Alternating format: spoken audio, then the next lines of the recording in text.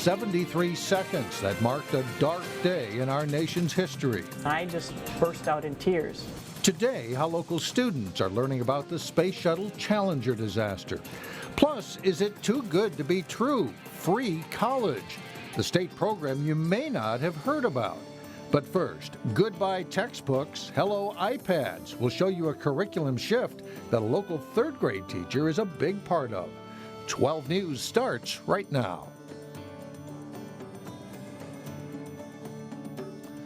Hello, everyone, and thanks for joining us. There is a movement underway by Minnesota school districts to create a digital curriculum that's created and edited by local teachers. The effort allows teachers to keep curriculum up to date without having to buy expensive textbooks. Delane Cleveland checked out a local classroom to see how it works. As these third graders file back into their classroom, today you are going to do an activity. Ms. Goodrich prepares them for social studies, where you are looking at specific landforms in Egypt. But this year, she's not using a traditional social studies textbook. There, now let's use that picture. Instead, these students have to pair up and use iPads. Personally, I always had a hard time teaching social studies. In the textbook, you always had to find additional things to kind of really bring it alive. Now she has no problem taking a subject such as the landforms of Egypt. Will you just show me a thumbs up so I know where we're at? And making it so that her students stay engaged. They love using the devices and the freedom with that, that they're able to explore and do their learning on there and then show what they know. This particular curriculum is the direct result of a partnership of more than 200 school districts across Minnesota, where teachers get together to create content for courses in grades 3 through 12. It's a crowdsourced effort to create content, but with a strong review process so that the districts can rely on it to use in the classroom, either as a supplement to textbooks or in place of them. John Voss of Intermediate District 287 is the project administrator for this digital curriculum initiative. So each of the districts contributes $1 per student, and we create the courses using teams of writers from all of the partner districts. Desert, yes. By creating these digital courses, school districts are able to save money from not having to update textbooks every 5 to 10 years. Instead of adopting a textbook that costs $200,000, paid a team of teachers $20,000 to write the curriculum, and then they have it for continued use, and again they can change whatever they need to. It's a relatively new model that, at least for Miss Goodrich's social studies lesson, won't be changing anytime soon. Yeah, third grade social studies, we're in. This is our curriculum that we use. In Brooklyn Park, Delane Cleveland, 12 News. The ultimate goal of the partnering school districts is to create a digital curriculum for 40 classes in math, social studies, science, and language arts. And teachers in the Osseo School District have a new contract. The school board approved a 2-year agreement with more than 1,600 teachers. It includes a 3% pay raise in the first year and a 1.5% raise in the second year. The school district will also contribute more to teachers' health insurance plans. And with everything included, it's a total increase of more than $11 million over 2 years. With college tuition on the rise, free higher education almost sounds too good to be true, but that is exactly what's being offered next fall at Minnesota's 2-year community colleges and technical schools. The state legislature is funding a 2-year pilot program that will cover the cost of tuition and fees for any eligible student that graduates high school this spring or completes their GED. At North Hennepin Community College in Brooklyn Park, a 2-year degree costs around $11,000.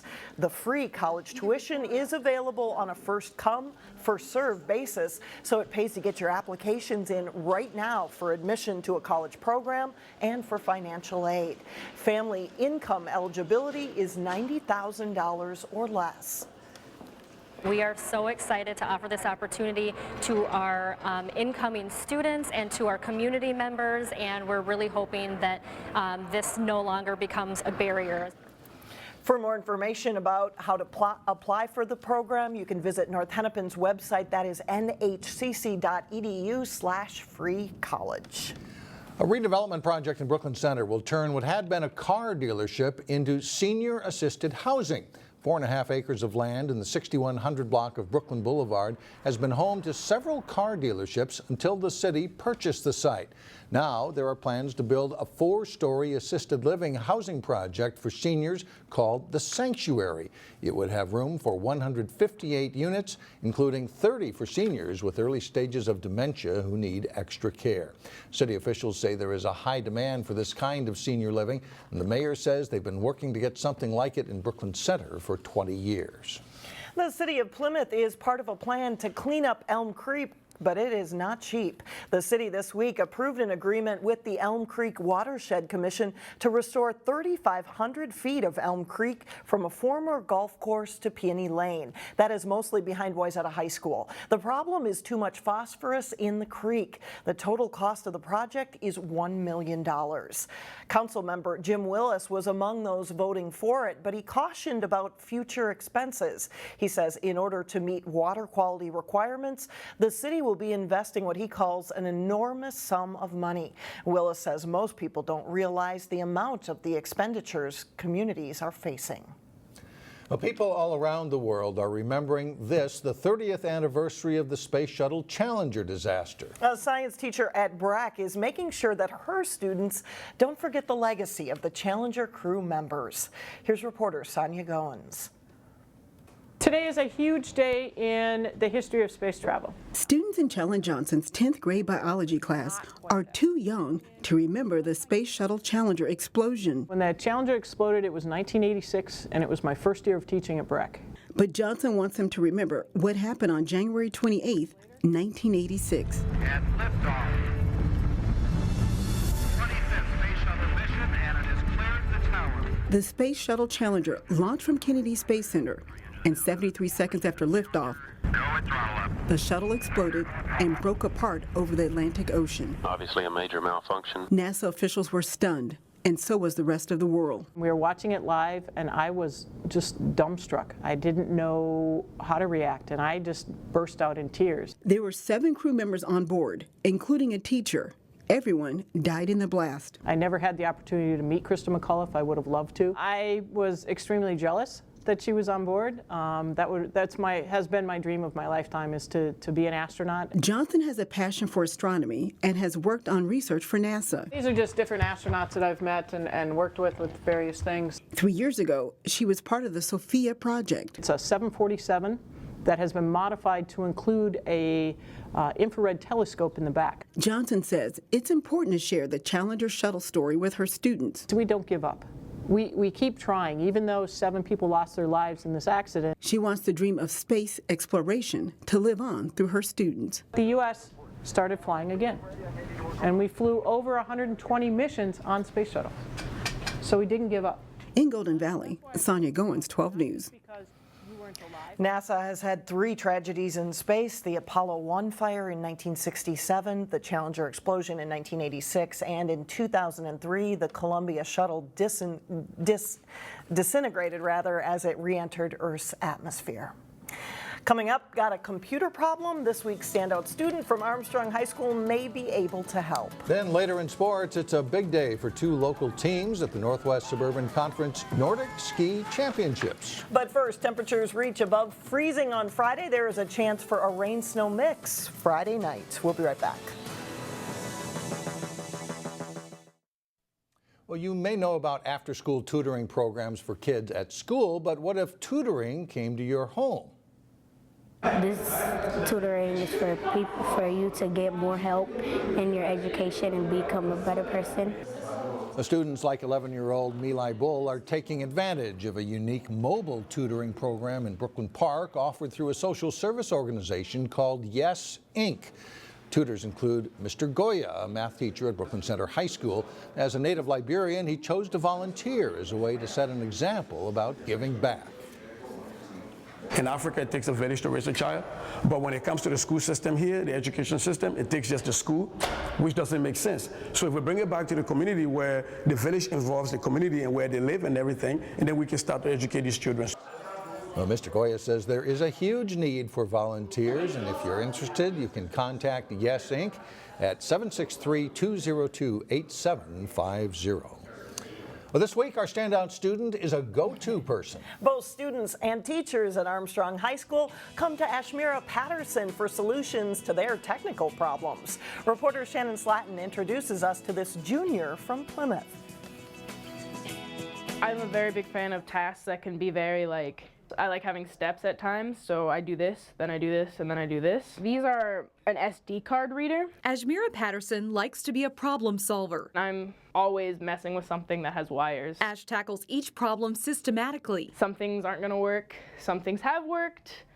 You don't really know until you try it. Trying to fix broken Chromebooks brought in by students or staff. They tend to mess up the same things every time. She knows her solution could very well make someone's day. It's a very satisfying moment when you can take one look at it and be like, oh, it's this, or this is what happened, and then you can fix it and they look at you like you're this hero of the day. She is a problem solver. She is very welcoming. She is approachable by any student or staff member. In fact, last summer, Ash worked for the district, fixing or setting up computers. She is just willing to do whatever it takes to get the job done, and she does it with a smile. These are all the batteries we've ever taken out. We have piles of different parts, SD readers, fans, and then we keep their motherboards in here. Ash gets elective credit for her work with the student tech team, but she's also a good student and athlete, lettering in both basketball and track. In basketball, it can be very spontaneous. You don't know what's going to happen next. When she's in the Media Services Center, though, she's focused. If something's going wrong with a software problem or they drop the Chromebook, this is typically one of the first things that is going to mess up and malfunction. Looking for solutions, but with the wisdom and humility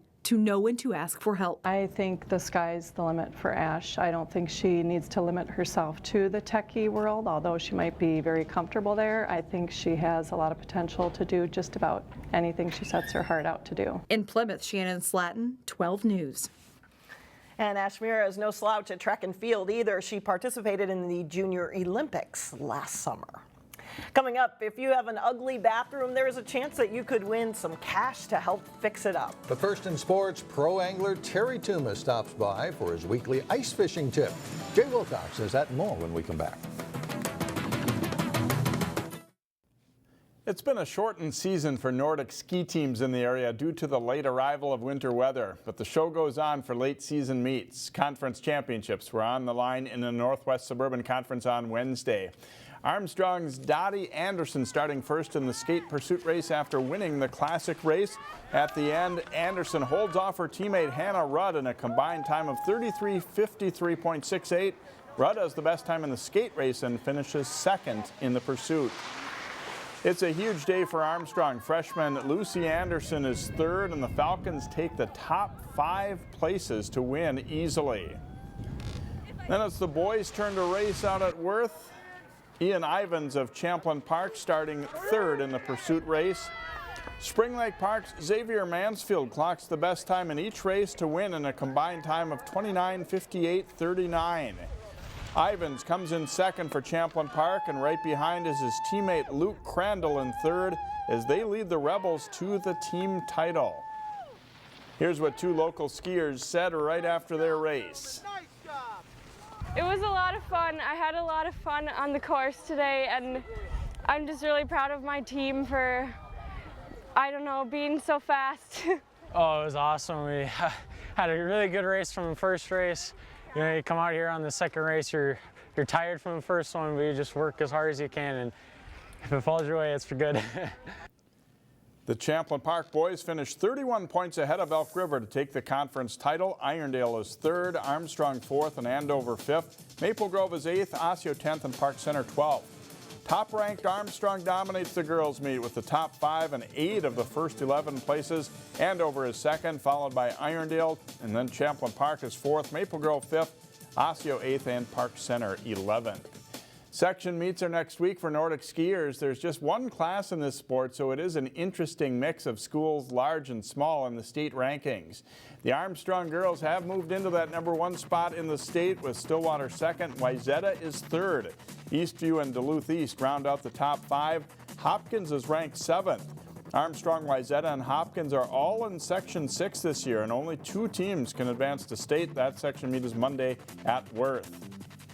Wayzata's boys are ranked 3rd behind Stillwater and Minneapolis Southwest. Duluth East and Forest Lake are next, followed by Minnehaha Academy, Eden Prairie, Ely, Irondale, and St. Louis Park. The speed at which you lower a lure into the water can make a difference in how many fish you catch. Here's Terry Tuma with this week's Channel 12 ice fishing tip. The fall rate of our ice fishing lure is a big factor in being successful. In other words, the speed that the lure falls into that water column, if it's in contact with the bottom or wherever in that water column where these fish are at. So if you got a tougher bite go, that's where your smaller lures become very, very effective for crappies and bluegills, where you want them just to flutter down real slow. That slow fall for those negative fish is a big factor. That's why it's so important for us to choose the right style of a lure, the size of a lure. And this applies to walleye fishing with jigs, not using too heavier of a jig. And then, of course, obviously the opposite end of that spectrum is using one that's too light for aggressive fish. For instance, if you're fishing walleyes or jumbo perch and you got fish that are really going, you want a fall rate that's going to drop very quickly to pick off those aggressive fish. This is something that we do not relate to today. It's something we must relate to. It makes a big, big factor in being successful. And just adjust your drop rates. It's something that many times you can't really express, but if you witness it yourself, you know exactly what I'm talking about. But be sure to work with drop rates. You are going to increase success. Very scientific, yes. right? Thanks, it's Jay. all in the hands there, too. All right. We'll be right back.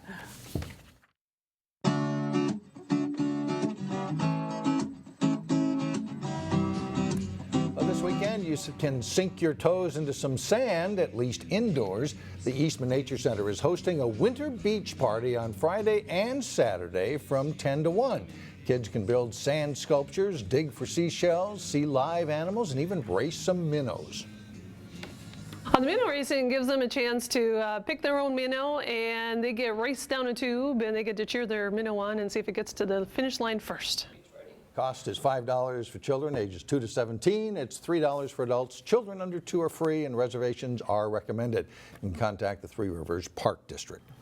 Well, finally, do you have an ugly bathroom, or how about a cruddy kitchen? Your indoor eyesore could be worth $1,000. The West Metro Home Remodeling Fair is holding a contest called Operation Rescue Room. You are looking at the before photos of last year's winner. Now, to enter, you must live in the Hopkins School District or be a Golden Valley resident. And for more information, you can go to homeremodelingfair.com. You must be present at the Remodeling Fair to win, and that takes place on February 21st at the Eisenhower Community Center in Hopkins. That does it for us. Thanks so much for joining us. We'll see you again tomorrow.